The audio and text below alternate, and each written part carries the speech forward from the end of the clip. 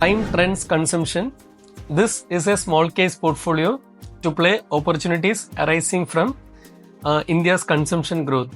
So what is India's consumption growth? It is nothing but your own consumption story.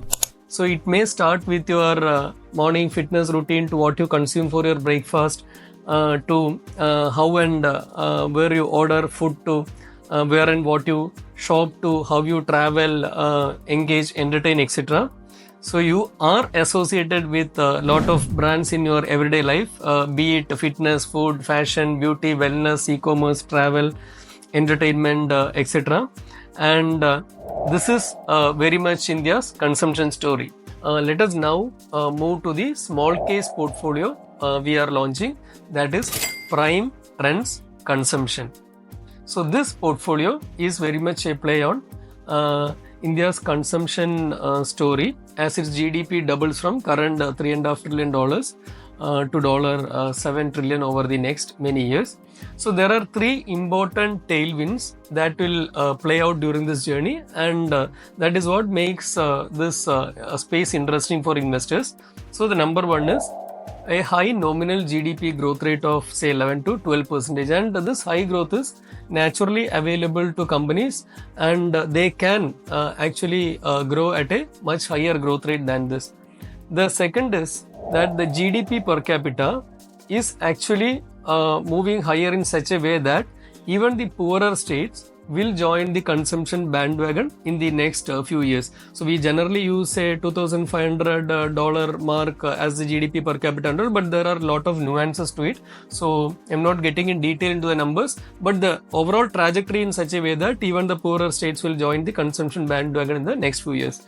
Third, as the income levels go higher, the incremental share of that income will actually go to discretionary consumption, and that will have a significant impact on companies in this space. So the net result is that a 20% plus growth rate is available for companies that can launch products and penetrate deeper into markets during this journey.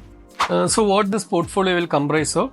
So it will comprise of companies that are operating in the discretionary consumption space as well as proxies to them. So to elaborate further, let us take the ongoing buzzword, that is premiumization.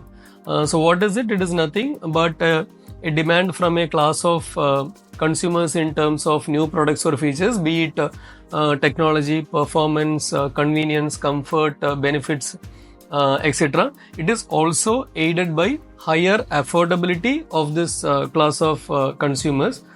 So if we look at categories like whether it is mobile phones or premium bikes or cars or beauty products or fashion, fitness, etc., there is this tendency to obviously move up the layer. So while this is happening, there are four fundamental drivers to it. First, it is the credit, and credit is the key driver of consumption, and nowadays it is coming along with the first day on job. Second is democratization of distribution by e-commerce platforms. So this has enabled companies to do micro segmentation as well as product innovations for a very small category of consumers. So if you look at episodes like Shark Tank India, you can find a bunch of companies whose business model is built around this e-commerce and quick commerce platforms actually. So third, it is social media, and social media has actually led to faster adoption of trends or imitation of trends, and even influencing buying behavior of people. And fourth is women in workforce, and this has actually led to significant demand in categories like beauty and fashion. So, and these fundamental drivers are here to stay. So companies that are smart enough to tap these consumers through multiple channels are in a position to do actually very well. So we have also seen the birth of many homegrown brands in categories such as electronics, beauty, fashion, food, wellness, etc. And this actually enhances the opportunity available for investors in the long term, because some of these companies have actually tapped public markets now, and many will do throughout this journey.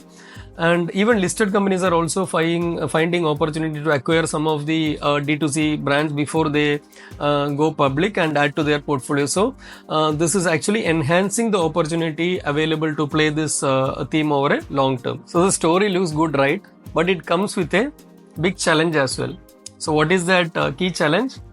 The India story is actually very well known, and it is very well discounted as reflected in rich valuation of companies. But a blessing at this point of time is that the recent correction has moderated the valuation of these companies due to the confusion around consumption growth.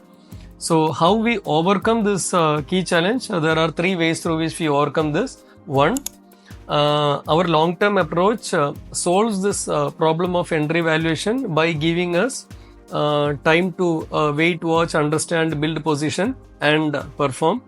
Second, through our weighting methodology, we give due weightage to growth combined with quality of growth as well as longevity of growth. Three, our diversified portfolio of 15 to 20 stocks combined with our weighting methodology allows us to properly balance successes and failures. So finally, the portfolio is for whom? So this portfolio is for anyone who wants to play India's consumption growth story. So India's consumption story is nothing but your own consumption story, and you can very well be part of this portfolio. Happy investing.